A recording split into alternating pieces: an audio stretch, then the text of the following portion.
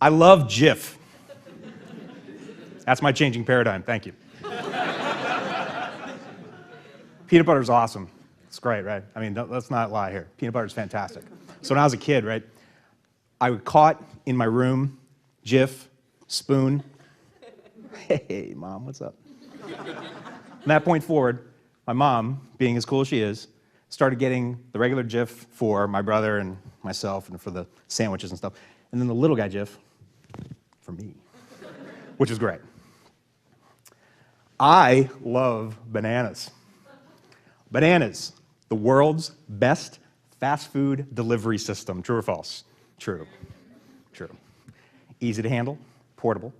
If you open it correctly, which is not from the stem, but from the bottom, one piece, throw it out. These things are fantastic, right? Fantastic. You put these two things together. I mean, this is a party.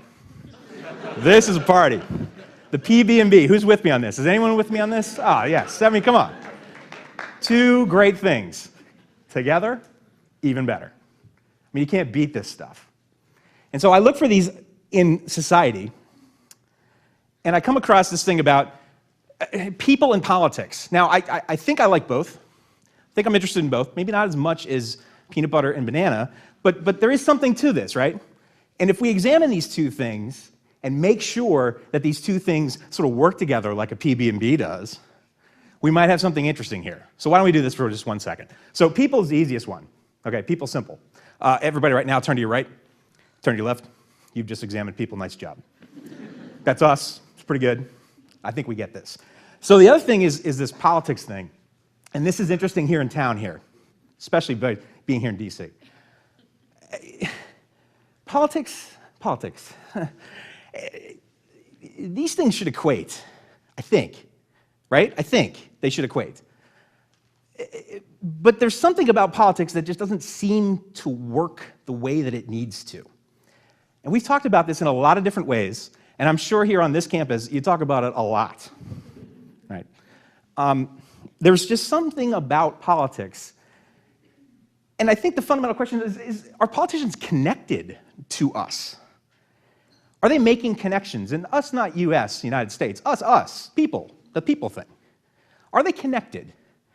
Are they connected the way they should be? Are they connected at all? I mean, that's the questions that I think we have to ask ourselves. So there's this funky little chart, and I'm not going to ask you to look at it because it's just absolutely insane. But the big thing about it is the title, average wealth. And forget all that stuff. M's. Okay, M's. Now, I went to Syracuse, which is not GW, so you have to excuse me, but I think M's is millions. If you're a millionaire here, good for you. But there's something about this that doesn't match with the people. I can't quite put my finger on it. It's something about not a million. Way not a million. So this connection between people and politics, we have a fundamental problem with that, and that simply is there isn't this connection. And we have tried, believe me, you know this and I know this. This is tried all the time, how to fix the politics thing, how to make this stronger. But the politics thing has to be changed in terms of its fundamental nature, not the idea of the politics. It's the fundamental nature of politics that needs to be adjusted. And my suggestion for changing this paradigm tonight is a thing I like to call politics with purpose. And so I'm going to be focused on a particular area that I think, if we examined it in a certain way, if we activated it in a different way, could make our politics stronger. So what do I mean by that? I'm going to be focused on the .org organizations, nonprofits. Anyone here know a nonprofit? Work at a nonprofit? Volunteer at a nonprofit? Just like nonprofits? Nice. So it's that ooey gooey center in the middle of this that I really want to sort of look at. It's that connecting the .com with the .org and the .gov that makes the world go round, right? That's the part of it that I want to look at. So, if you want to go on me in this crazy ride, the first thing you have to think about with me is nonprofits or businesses. Okay, let's establish this. I'm not a big fan of the word charity, not because I don't like charity. Charity's nice. It's a nice name, actually, too. I don't think saying ourselves are charities as nonprofits really does us justice for the work that is done at nonprofits, because it seems like it's extra. Nonprofits are businesses. We got to pay rent. We got to pay some salaries. Hopefully we're paying a little health care. Hopefully we're doing all these things, which conveniently sounds a whole lot like business. The other thing is our battle cry. No profits without nonprofits. Now you kind of got to be with me on this if our continuing discussion has to happen, because it's a big deal of what I'm about to say. No nonprofits without nonprofits. No profits without nonprofits means to change politics, to change policy, one has to happen before the other. We can't change policy unless our politics are changed. Why? Because the people who get elected fix the policy the most. If you've worked at a nonprofit, volunteered at a nonprofit, you know this, because once a year you do lobby day, and you go up the lobby, and you go to that congressman and you say, damn it, do this better. And they say, damn it, we will. And 10 minutes later and 15 meetings later, your idea is sort of forgotten. So I suggest, don't rage against the machine. Let's rewire it. Let's fix this machine. It's broken. We can fix it. Not a problem. We want a seat at the table. How can we discuss policy? How can we discuss solutions? You go, so what do you think? You empty chairs. I mentioned the last one, I skipped over the voices and votes, and I did that because I want to hit you with a little knowledge of why voices and votes are vital. Nonprofits make up 10.7 million people every day get up and work at a nonprofit. 10.7. That's 10% of our economy. Another 90 million of you rock stars annually volunteer with nonprofits, and thank you for that. Now, again, I mentioned Syracuse. 10 million, 90 million, let's just say it's a big number. It's big. And it could be bigger if we were connected. We are the third largest sector in America right now, behind retail and manufacturing, is the nonprofit sector. Now, most people are, I can see you right now, really? That's insane. And it's true. We are bigger and stronger than we even know as a sector. And so that deserves a wow. Here's why we're so big. Here's why we're so important. Economic impact. Good work charity. Remember, I just mentioned charity, nice name, all that kind of stuff. We drive economic impact. How do I know this? If you work at a nonprofit, you're getting paid, right? Hopefully. If you work at a nonprofit, you're getting paid, which means you have to take that money and pay rent. You got to go out in the community, buy some stuff, fill that rent place that you have. You're impacting the community by putting money back into it. If you're a grant writer, any grant writers in here? If you are, I'm so sorry. That is a tough life. But you know what you're doing? You're writing grants. You're saying how great you are, how great this organization is. You get the money, and it comes in, and where's it coming from? Somewhere else. Well, that money wasn't in the economy until you brought it in. Especially if it's from not Washington, and you're based here. If it's from California, say. You've brought money into the sector and to the community that wasn't there. That's economic impact. That's pretty good economic impact. That's no profit without nonprofit. What do I mean by that? Am I really getting to here? What makes for a great community?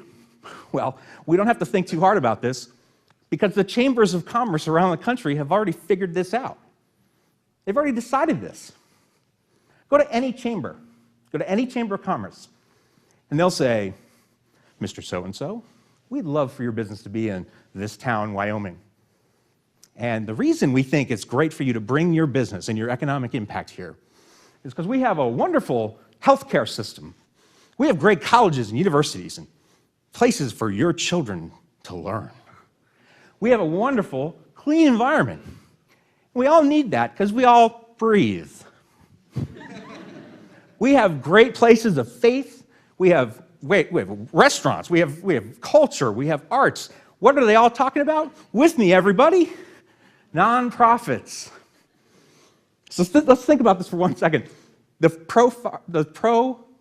pro business sector touts their success by representing the nonprofit sector as a good thing.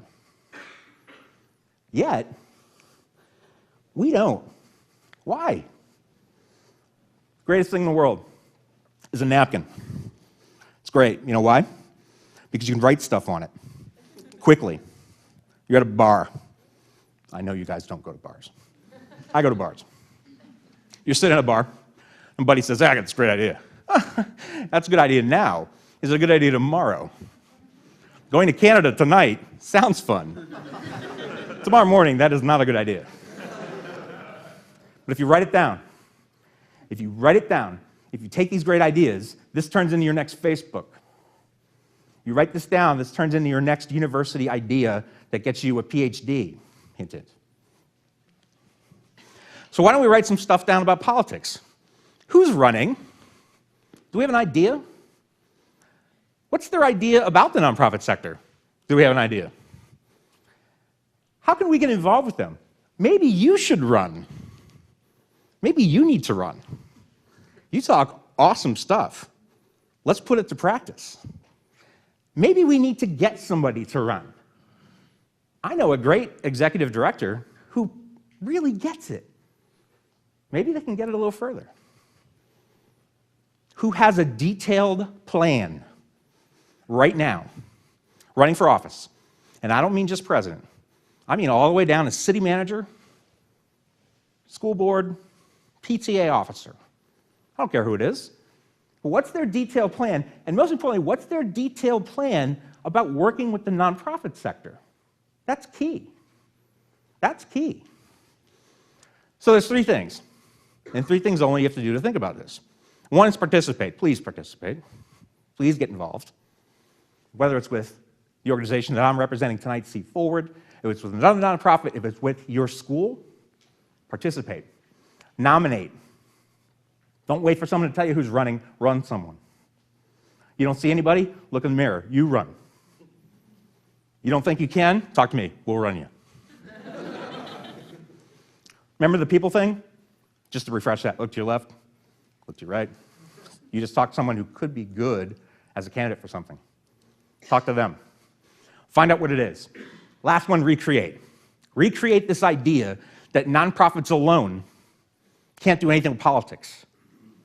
Nonprofits alone can't do anything with politics because they think they can't. They're too busy. We don't have the budget. We don't have people. People, funny. We just identified a lot of people in here. There are people everywhere, and I'm pretty sure if we recreate this, we can get things moving. We can get to politics with purpose. We can change the dynamic of politics. It's not bad because it's bad. It's bad because it's broken. Don't rage against the machine, rewire it. And we can do that. We can do that so that all of a sudden, our politics starts kind of addressing the people. Again, I remember somewhere that we, the people thing, it comes from some kind of document I've read. I know it. And we can make it so that the people are greater than the politicians and greater than the politics. Because at the end of the day, we want one hell of a great sandwich. That sandwich moves us.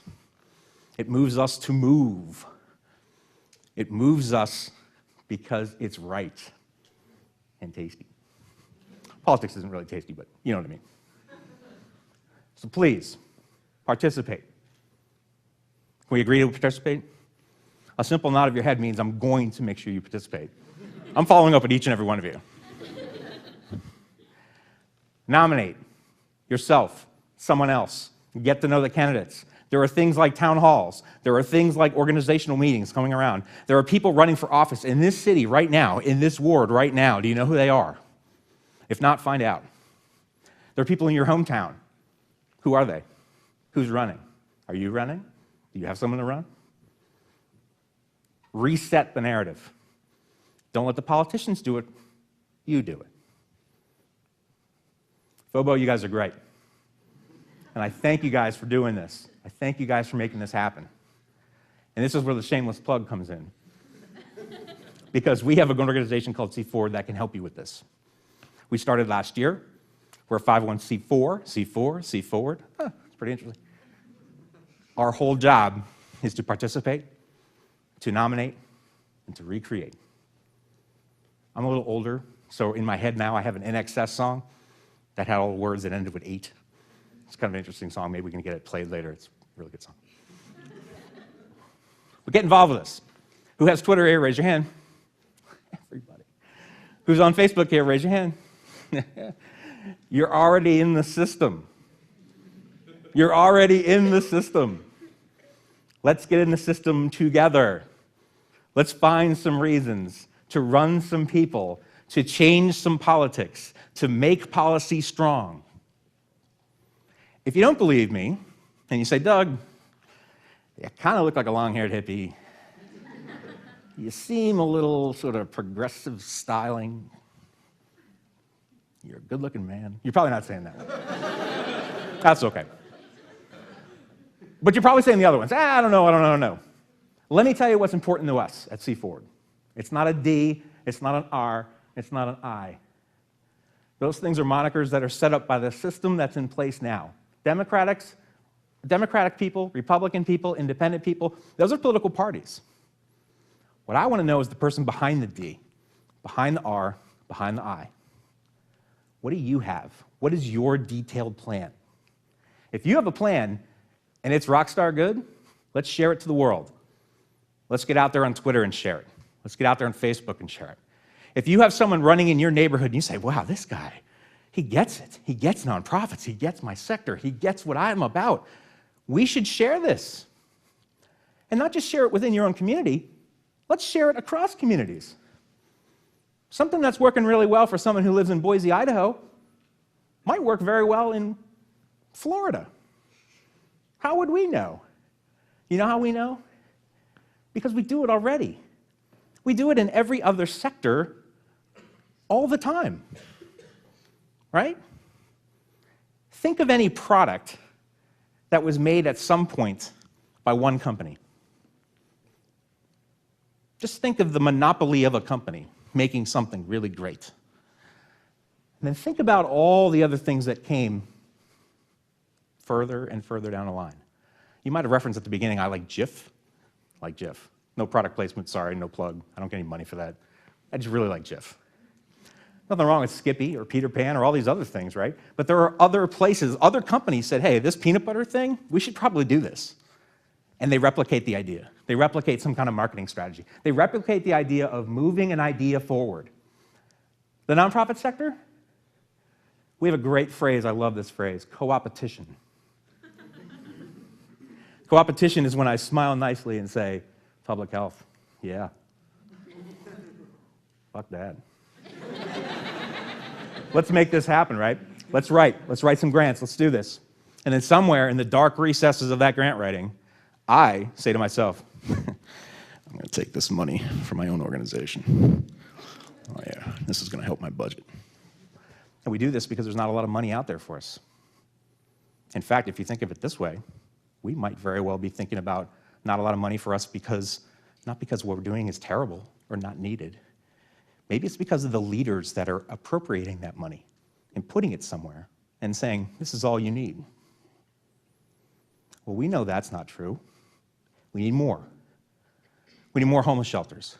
We need more places where battered women can go and be safe. We need more charter schools. We need better public schools. There's a litany of things we need. And pretty much anything that you think about, somewhere along the line, there's a nonprofit organization representing that somewhere. So let's connect some dots. Let's see this move forward. Let's move forward with ourselves first by participating, nominating second, yourself, someone around you, someone who's already in the queue. Let's get them to ask the question, where is your plan? And let's reset this. Shameless plug. Thank you, guys.